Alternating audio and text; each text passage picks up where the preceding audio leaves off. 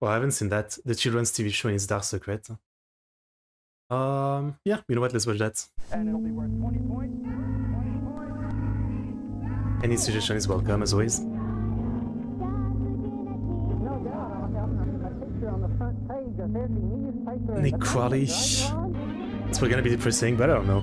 It's the vibe right now. On a It's Saturday the vibe. morning in 1979, families in the Tampa Bay area turn on their television sets as thousands of sleepy children awake on their day off from school. Some flip to Nickelodeon, where a rerun of Pinwheel is playing. Pinwheel. Some flip to ABC, where they would catch the final episode of a short-lived TV series called Fangface. However, that morning, others would opt for a more virtuous wake-up call, flipping the station instead to channel 22, or the Christian Television Network, where a new show was opening the day's slate. Oh boy. A show called Joy Junction is the place to be. Joy for you and me. Joy The show Junction. Joy Junction quickly found its place in the hearts of viewers, with kids immediately connecting with the quirky characters and silly games. Their Christian parents, too, found solace in the show's themes and non-offensive stories, creating a program that could be experienced together as a whole family. From that day on, families all across Florida and eventually across the entire United States came to enjoy the Oh program. man, talking about Florida, I saw the crazy stuff going on right now with the typhoon and hurricane and tornadoes and all that. Like, insanity. The Hell on Earth sites that are coming out of the US right now. Insanity. Which continued on for a run of over 20 long years, until one Saturday morning at 8 a.m. sharp, when, without explanation, 20 the years, show that's a lot, came huh? to an unceremonious end, and was never broadcast again. Someone died. Kids Today, died. the show and all official records of it have been scrubbed from the internet, with the companies behind its creation and the networks that aired it acting as if it Typhoon never in even GTA 6, existed. Some allegedly going I mean, there's some games where they have natural disaster, but I don't think anything like that usually, yeah. That'd be interesting.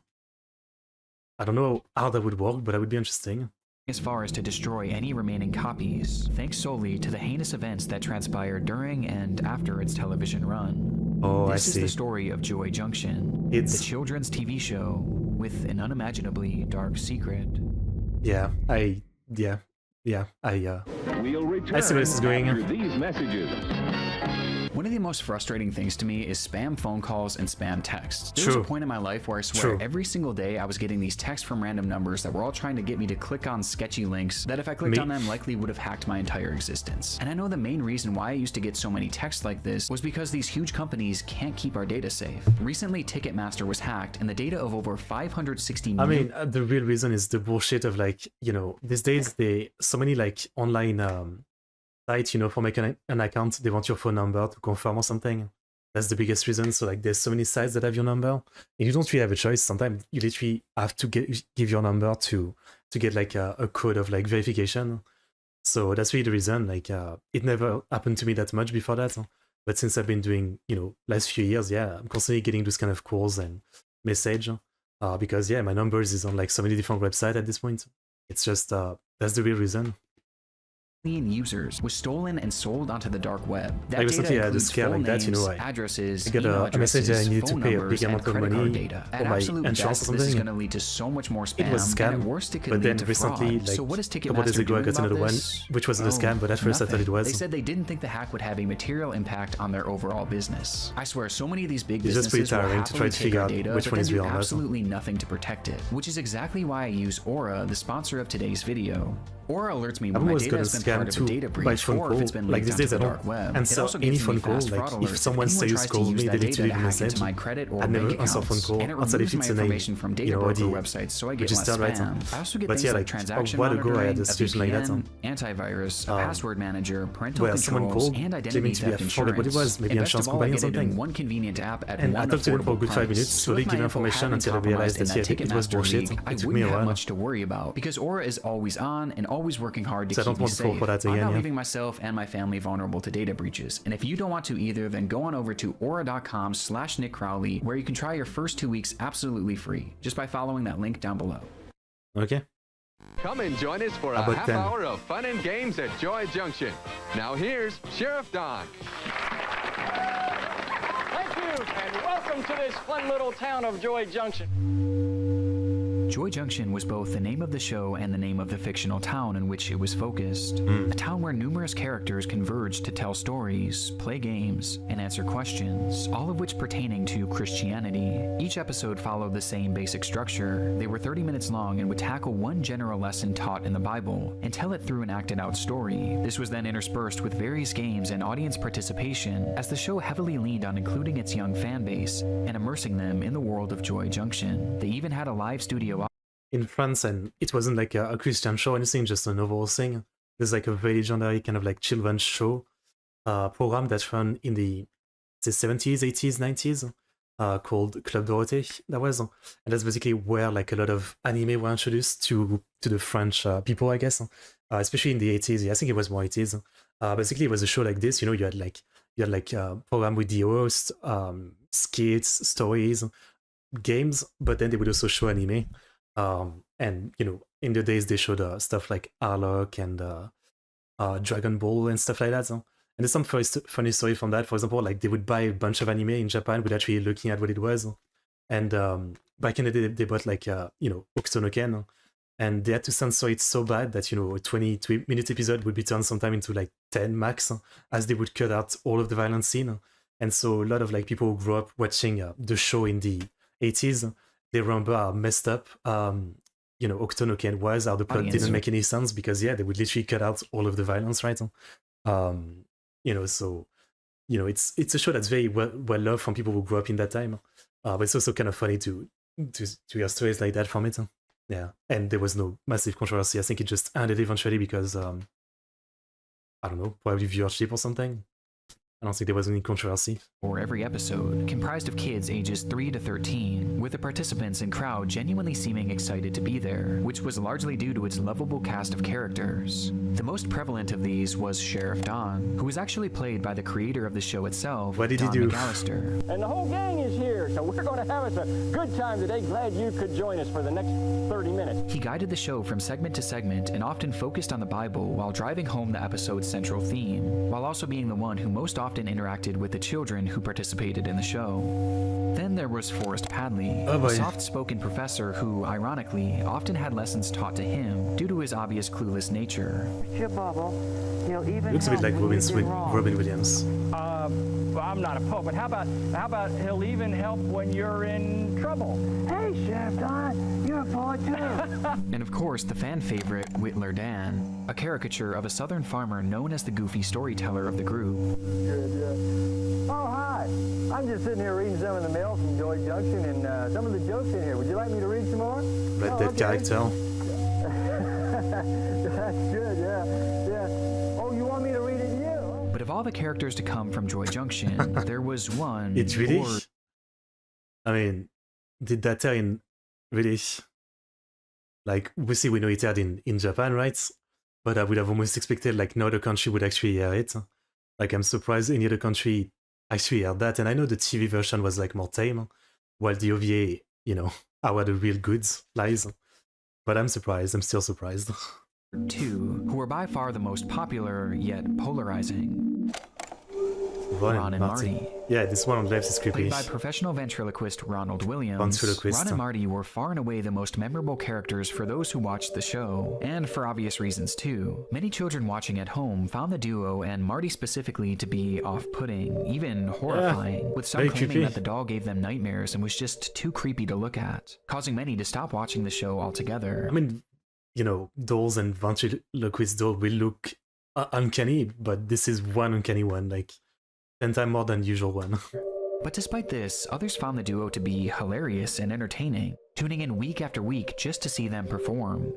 For the viewers, it was a love or hate relationship with Ron and Marty. But even so, it was impossible to dismiss their impact on the show. They appear in every single episode that we have available today, and they were often tasked with teaching the children some of the series' most important lessons. Lessons like not to cuss. Seems like I'm hearing a lot of swear words. All the kids are using swear words these days. Oh no, the bad swear words, oh no. I'm gonna slip out of none now. First of all, why don't you try immediately praying and asking the Lord to take those bad words and thoughts out of your mind. Fuck me, Lord, I'm sorry for swearing. Practicing self-control. self-control. My fucking bad, bro. Oh, well, I don't think my self-control works. It must be broken. Well, no, Marty. I don't think anybody can practice self-control all by themselves, but if you'll just ask the Lord to help you, He will. Defeating bad It's thoughts. actually interesting, I said it before, but like, I swear way less in English than I do in French. And I don't even do it on purpose. Sometimes I say like freaking instead of fucking, right? And it's not even like something I do consciously. Like in French, I do swear probably a lot more. But in English, yeah, like for some reason I sometimes censor myself. And as I always say, my English is like an amalgamation of whatever YouTuber I've watched over the years. So maybe that's why, yeah. Maybe that's why. Like a lot of YouTubers started, you know, censoring themselves over the years for YouTube money. So I guess I just got used to that. So sometimes, yeah, I'm like weirdly polite for some reason. Hearts will cause good words and thoughts to come out of our mouths. It's almost so, Marty, as if our mouths will overflow with the thoughts and the ideas that are inside of us. You know, we need to be very careful about what we put in our minds and our hearts, Marty. That's for sure. And most controversially, Ron, they were looking at some dirty pictures and they wanted me to look too. Well, Marty, what did you do? Well, I said, look, guys, I like you a lot and I want to play with you, but I can't look at those pictures. I just can't do it. whether it was the lessons they taught or Marty's blatant uncanniness, these two characters were the most vividly It does look like he's seen some shit. Maybe he's seen more than just some normal, you know, magazine. He might have seen some Rule 34 stuff. part of the show. And this is important as these memories are essentially all we've been left with. We are still covered with that darkness and with that sin. And when we say He'll wash us as white as snow, that's referring to the sin that's within us. Joy Junction is classified today mainly as lost media. No official copies of the show have ever been published by its creators or the networks that owned it. I wonder if it's one of the cast members who was like a creep to children or like all of them or something. It is insane that they... I mean, even one is enough probably, but yeah, that the full thing was completely destroyed, right? It just kind of ended one day and was never talked about again by those involved with the project. And this lack of archiving stretches past just the media itself. If you were to look online for information on the show today, you would find next to nothing. Hello Adrian, Internet University keeps going out. The whole city? Is there like a storm? No Wikipedia page, no actors, producers, or directors mentioning it in their work history or on their resumes. There's no official website. There's essentially nothing. Not even so much as an official date in which the show started and ended, despite the fact that the show apparently ran for 20 long years. We know for sure that the show aired on CTN in the 1980s, specifically in the Tampa Bay area, before it was later syndicated and broadcast across the country on channels such as TVN and Smile of a Child. But today, none of these networks mention the show having ever aired in their lineups, and none of them have ever provided an explanation as to why the show was pulled from the air. I mean, it sounds like some big trying to avoid lawsuits and all that moment by scrubbing everything. The only reason we even know anything about it is thanks to old recordings and VHS tapes captured by those who once enjoyed the show. With a few dozen episodes... It always makes you think how much like crazy erase stuff like this people have on VHS. Because that used to be a massive thing, like recording on VHS, you know, so much programs and TV stuff. Like, I told the story before, but when I was younger, we had like some movie on VHS. I think it was The Gremlins. And at some point, I was going to do a sleepover at a friend's house. Long story short, this guy's house was very interesting. It was like, his family were like very naturalist in a sense. And so they had this like clay and mud house that they live in too, like on the side of a river. They had a generator to sometime put on a TV and watch something. But they only watched tape. They didn't have like any connection or anything. And yeah, one time I went to stay with them. And I bought that tape, and basically on that tape was, you know, before the actual Gremlin movie start, was also like a separate recording of a late night, like, you know, lewd call center ad. So it was this tape that starts with that, and then like the kid movie, The Gremlins. That's my story. Yeah, it was very awkward because I didn't know, and it started, you know, and like the kid was freaking out. He didn't want his parents to hear all this. Like as the ad was playing, it was really just... it was a weird moment. I remember that. Some short clips from the series having made their way to YouTube in recent years, essentially serving as the only surviving relics of Joy Junction. Because of this, the show is largely a mystery, and information is incredibly scarce and hard to come by. But after doing some digging, I was able to find some mentions of it in old newspapers printed nearly... He just showed a place with like dozens of episodes of 20 minutes. It's not fully a mystery though. 45 years ago, that did shed a bit of light on the context surrounding its creation. The first mention of Joy Junction came in 1978 within the Evening Independent, though at this point it was not even a television show yet. Instead, advertisements were placed in the paper weekly for the Faith Community Church in Largo, Texas, that mentioned including some sort of in-person act specifically for children, called Joy Junction. Okay. It's unclear what this performance actually entailed, but coincidentally, just 1 year later, the show Joy Junction would begin filming in Largo, Florida, with these original performances likely serving as the inspiration and the basis for the show itself.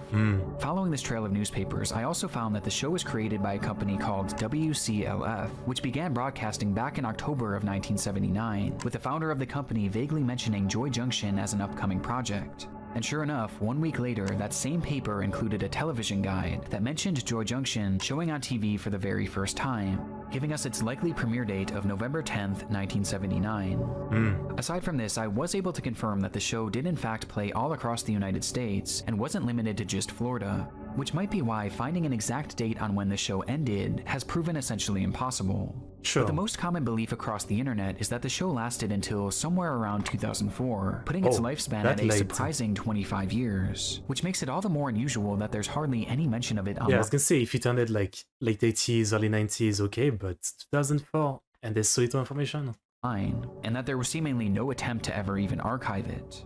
It seemed as if the parties involved didn't just drop the show and forget about it. They completely washed their hands of it and tried their best to bury it.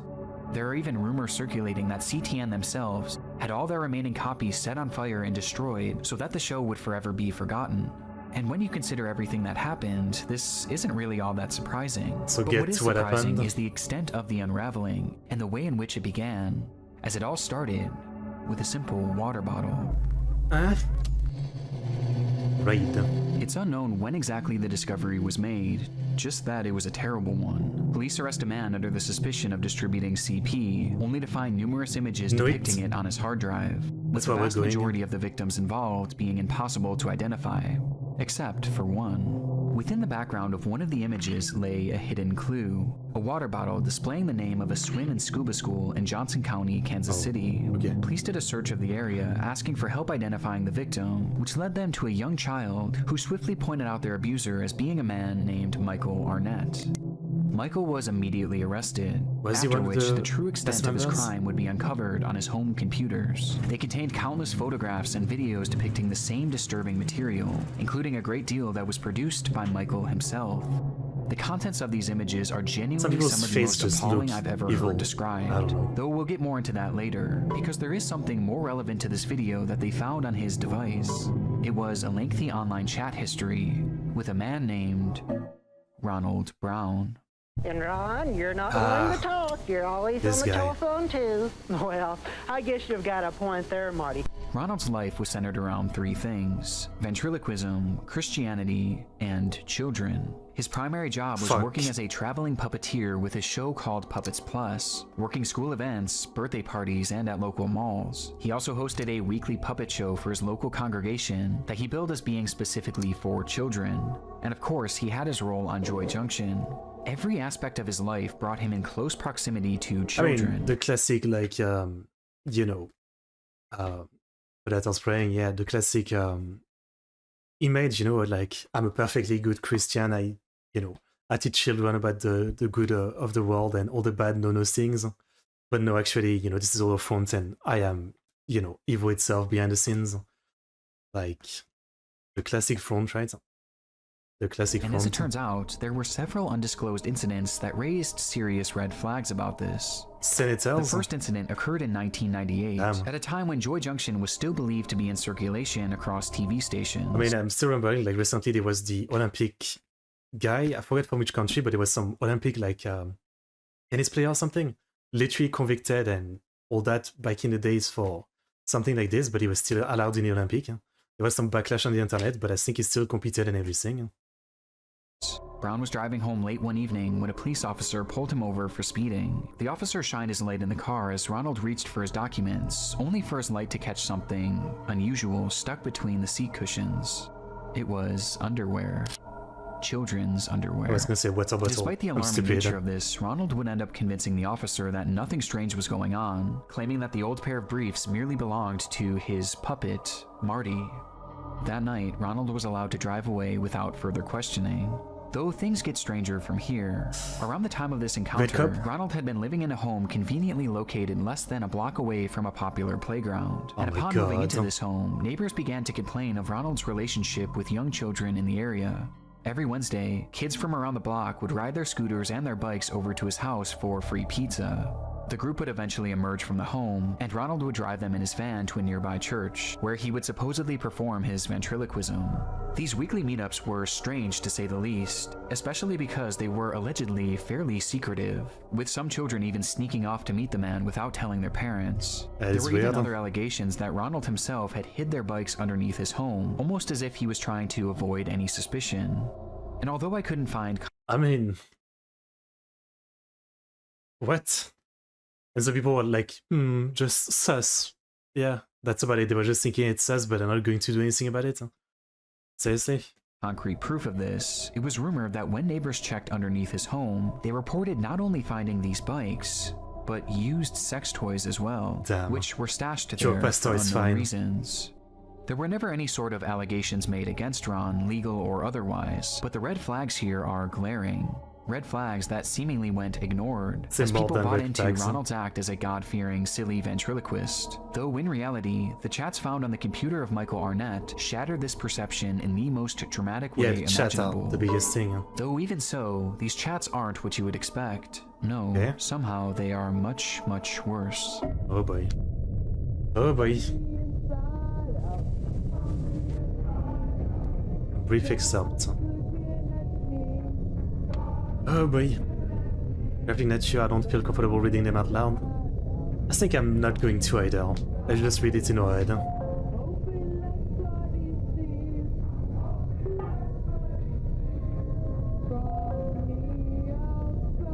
Be like to catch a predator, but yeah.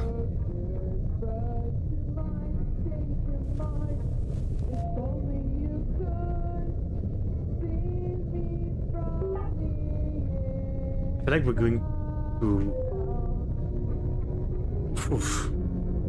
Like he's probably not going to face any legal repercussions for any of this. Within their conversations were numerous messages between the two men, fantasizing about not only killing children, but eating them as well, with most of the messages being far too vile to discuss or even show in this video. And this wasn't just fascination, it was obsession. Ronald had even found a child at his church that he frequently discussed wanting to eat, mentioning that he would be the perfect feast for Easter, describing what it would be like to end his life and to consume his body. And this went far past just talking, as Brown had taken photos of the child from afar and had actually been formulating a plan to kidnap him. He had even sent a photo of the child with black lines drawn over it to show the various spots in which Ronald wanted to butcher him.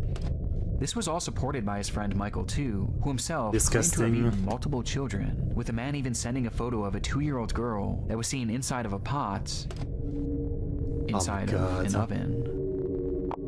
What the fuck? And this wasn't the end of the shocking discoveries either, as things were made even worse upon investigators searching into Ronald's username, UE_Lime. In doing so, they discovered an account on a website called cutedeadguys.net, which was and is a forum for sharing images of the dead between those who fetishize corpses. And within his account, Ronald stated that he was one of these people too, admitting that he loved the sight of dead boys. I mean, he often says, like in his main video, he often says, you know, like this is the most disturbing thing. This might be the most disturbing one he's covered in a long time. So at the same time, like so far, it's not saying that anything actually happened, but I don't know, like this guy saying all that, there's no way he hasn't ever done anything. Ever since he was a young man.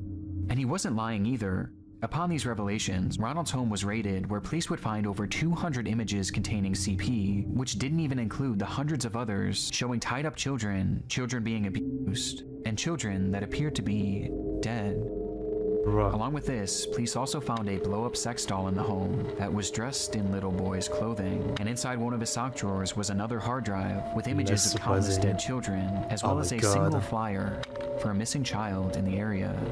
He also had hundreds of images of a young boy named Andrew, who had attended Brown's church. Okay, there's no way he's not actually getting fucking prison for life or something, right? Youth group, with the boy having died of a brain tumor years before. Photos that showed the boy's slow physical decline, all the way until his memorial service. You know, Don, you have to invite Jesus. As I often say, like, sometimes, you know, I'm thinking maybe I'm a weirdo, maybe I'm like, you know, fucked up for some of like the anime art fetish I might be into or something.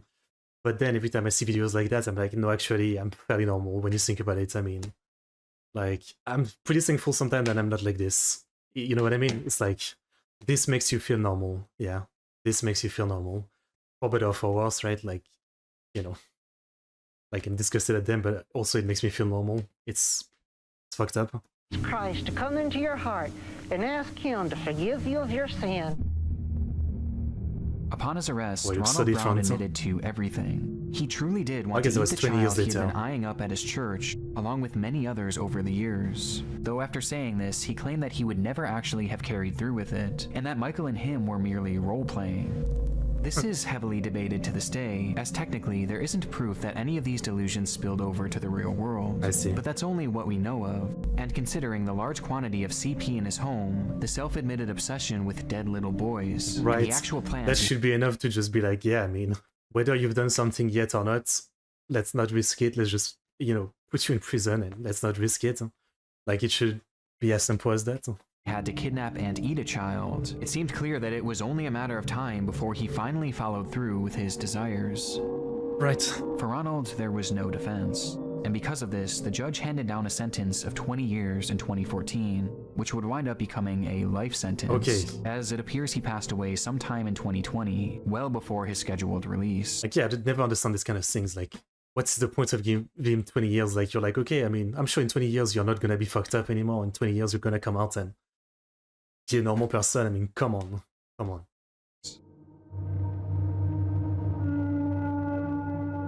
So that explains this discovery changed the entire context surrounding Joy Junction, the wholesome TV show beloved by children all across the country, only for one of its main stars to be outed as a predator of the most disturbing caliber.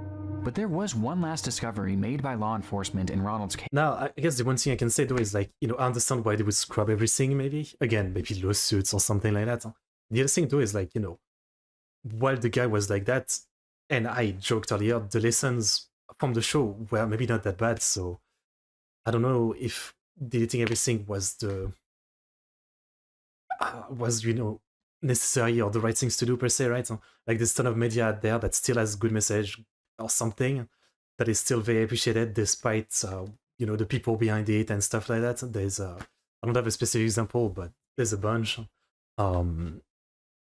That's obviously like one of the things was kind of like you know, like it's a complicated debate, but in this case, again, like the show seemed to mostly have some good intention and stuff like that. So, you know, if like every single movies and TV show where like one of the actor or one of the staff or something did something fucked up, every time they had to scrap the show from existence, I think 90% of like TV stuff would be gone by now. I believe it. Case that makes the show that much more chilling. During the raid on Ronald's home, officers found a collection of journals that Ronald wrote in daily, where he obsessively discussed young boys that he had been coming into contact with, highlighting his desire to know what it was like to kill them, and to know how they taste. These journals, to my knowledge, have never been released to the public, like that? But the thing I find most interesting about this is the day at which they said he wasn't the face, he was like a side character, basically. The face was the sheriff guy. Yeah. Journals started. 1978, meaning that this disturbing desire had been brewing inside of him for decades. And coincidentally, Joy Junction just so happened to start 1 year later, in 1979, meaning that many of the kids seen on this program were likely the very same ones that... Okay, but yeah, then you see something like that and now you know what you was thinking of children while looking at them, so I get it. I get it. I guess they could maybe re-edit the show to cut out this segment or something, but yeah, nah, I get it. Like, I guess it's fucked up no matter what, so fair enough. Ronald wanted to eat. Given this context, it's no wonder why all parties involved with Joy Junction cut ties with it completely. It just changes the entire feeling of the show. From the moment that one simple water bottle was identified, Joy Junction's fate was sealed, and so was Ronald Brown's. Still though, I'm left with many questions after reviewing this case. Right. Was there anything more to that traffic stop in 1998? Or those pizza parties with the kids? And how serious was Ronald Probably. about following through with his plans to kill C, with the answer to these questions likely being taken to the grave along with him? But what I find so fascinating about this case is that the fallout of the raid on Michael Arnett's home is still being felt to this very day. Honest devices weren't just shots from Ronald Brown. In fact, there were hundreds of other predators, with officers going on to arrest many of them, some of whom are still in the process of being tried and sentenced. And when reading into some of these other cases involving Michael, it's evident just how serious these people were. Look when at reading that. into some of Men who talked of eating children sentenced to 8 years. I mean, again, like, I understand there's a process and a logic to sentencing and law, but like on a simple, logical, human level, like this guy should never get out again. Like, it's not like he's gonna be 8 years in prison and, you know, suddenly he's not gonna want to eat kids anymore. Like, these other cases involving Michael, it's evident just how serious these people were about their dark cravings. One of these men was even recently caught having built an entire bunker equipped with torture tools in preparation for his first victim, which he planned to share with Michael. On top of all the CP distribution, these fantasies about killing children weren't just roleplay. These were very real thoughts and very real Meanwhile, plans. Japan. But the one small bright spot of this case is that the 2-year-old girl that They do Michael have had some bad photographed in stories his too. oven, thankfully was found alive and well. And he too never got to carry through with eating a child, at least that we know. But his physical abuse against them was in fact very real, and as were his desires that him and Ronald likely would have acted on had this entire ring never been exposed. right. And again, it's not even sure he When actually never did conceived, anything. Joy Junction was meant to teach children morals, right from wrong. But ironically, many of these lessons just so happened to be taught by a man who was actively engaging in the very behaviors that were condemned by Joy Junction. But again, like, I know it's maybe not the best argument, but when you think of that, like, there's no way that the majority of like TV program and shows and stuff like that, where there's so many people working on it, there's definitely gonna be, yeah, like, more often than not, some people who have done messed up thing in the grouping, right? So, yeah, when you think about it. So does that really kill the message that was being said? You know, if like some of the people involved or one of the people involved actually clearly didn't act by that message. I don't know. Sometimes I feel like the message should be stronger than messenger. That's what should matter. But in this case, I get it. Do as I say, not as I do. Yeah, basically. They were looking at some dirty pictures and they wanted me to look too. As your companions, you should have friends who have pure and clean thoughts and will only give you good ideas. With his actions forever tainting the show and condemning it to a lifetime of obscurity, remembered only for the man and his puppet, who brought the whole thing down. As a matter of fact, there's something I want to share right now. Really? That's right. Don't go away, kids. Joy Junction is coming right back. Okay, well, yeah, maybe it would have been better to have missed this video entirely, yeah. I don't know, that's some fuck shit. Yeah, maybe this is the most disturbing one out of all the story he told. And again, technically nothing actually happened or nothing has been proven or said to have happened. But the idea that it might have, and it's just not known, is the most disturbing out of this one. Like, yeah, the fact that we don't know if he actually ever went through with any of this. And there was a network with hundreds of people like him with the same idea, which means that there's no way some of them didn't act on it. It's fucked. Yeah. What I can say.